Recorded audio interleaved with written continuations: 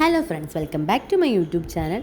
ഇത് ഒരു നോർമൽ തിരുവോണം ദിവസത്തെ വീഡിയോ ആണ്. കംപ്ലീറ്റ് ആയിട്ട് എടുത്തിട്ടില്ല കേട്ടോ. ഞാൻ ചിലതൊക്കെ എടുക്കാൻ വിട്ടുപോയി. ആ ഒരു തിരക്കിനിടയിൽ എനിക്ക് വീഡിയോ എടുത്തിടാനൊന്നും ആളില്ലായിരുന്നു. അപ്പോൾ അതുകൊണ്ട് ചിലതൊക്കെ ഞാൻ മറന്നു പോയിട്ടുണ്ട്. അപ്പോൾ ഇത് രാവിലെ അത്ത ഇടുന്ന വീഡിയോ ആണ്. ഇത് സ്ഥിരമായിട്ട് ഞങ്ങൾ എല്ലാ വർഷവും ഓണത്തിന് അത്ത ഇടുക അങ്ങനെയുള്ള ശീലങ്ങളൊന്നുമില്ല.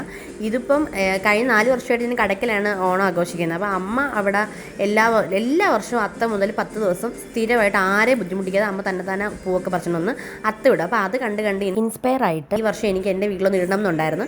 അങ്ങനെ ഞങ്ങൾ പൂവൊക്കെ മേടിച്ച് പെട്ടെന്നുള്ളൊരു തീരുമാനത്തിൻ്റെ പുറത്ത് ഇട്ടതാണ്.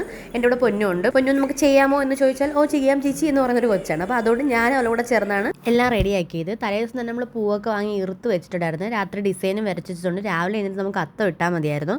ഈ സമയത്ത് അമ്മ വാവേനെയൊക്കെ കുളിപ്പിച്ചൊരുക്കി അച്ഛനും അമ്മയും കൂടെ അമ്പലത്തിലൊക്കെ കൊണ്ടുപോയി. എനിക്ക് രാവിലെ അമ്പലത്തിൽ പോകാൻ പറ്റിയില്ല, അത്തം ഇടുന്നുണ്ട്. അങ്ങനെ ഇതാണ് നമ്മുടെ അത്തം. അങ്ങനെ അത്തമൊക്കെ ഇട്ട് നമ്മൾ തളർന്നിട്ടുണ്ട്. ഇനി ഞാനും അവളും കൂടി പോയി ആഹാരമൊക്കെ കഴിച്ച് അമ്മയെ സഹായിക്കണം. അങ്ങനെ അവൾ അമ്മയെ സഹായിക്കാനും പോയി, ഞാൻ എൻ്റെ അമ്മയെ സഹായിക്കാനും വന്നു. അങ്ങനെ ഞങ്ങൾ ആദ്യം തന്നെ ഞാൻ ചെയ്തത് തോരത്തിന് അരിഞ്ഞു കൊടുക്കുകയാണ്. അപ്പോഴേക്കും അമ്മ കുറേയൊക്കെ ചെയ്തിട്ടുണ്ടായിരുന്നു. പിന്നെ ഞാൻ പെട്ടെന്ന് ബാക്കി കൂടെ ചെയ്യാമെന്ന് പറഞ്ഞാൽ പോയത്. ഇതിനിടയ്ക്ക് പാപ്പു ഭയങ്കര കരച്ചിലായി. രാവിലെ എഴുന്നേറ്റതല്ലേ, അതുകൊണ്ട് അവനെ ഞാൻ പിന്നെ ഉറക്കി. ഇനി അവൻ കഴിക്കാറാകുമ്പോഴേ എഴുന്നേക്കുള്ളൂ. ഈ സമയത്തിൽ തോരൻ അമ്മ റെഡിയാക്കിയിട്ടുണ്ട്. അപ്പോഴത്തേക്ക് ഞാൻ എന്താ കിച്ചടിക്കുള്ളത് അരിഞ്ഞു കൊടുത്തു. അവിയലായി, തോരനും ഇവിടെ റെഡിയായിട്ടുണ്ട്. ഇനി നമുക്ക് ചെയ്യേണ്ടത് കിച്ചടിക്കുള്ളത് ശരിയാക്കണം. അത് അടുപ്പിൽ വെച്ചു. പിന്നെ പരിപ്പും വെക്കണം, പായസവും. ഇത്രയൊക്കെയാണ് നമുക്കിനി ചെയ്യാനുള്ളത്. ഇതെല്ലാം അടുപ്പിനാക്കിയ ശേഷം ഒരുപാട് പാത്രങ്ങൾ കഴുകാനുണ്ടായിരുന്നു.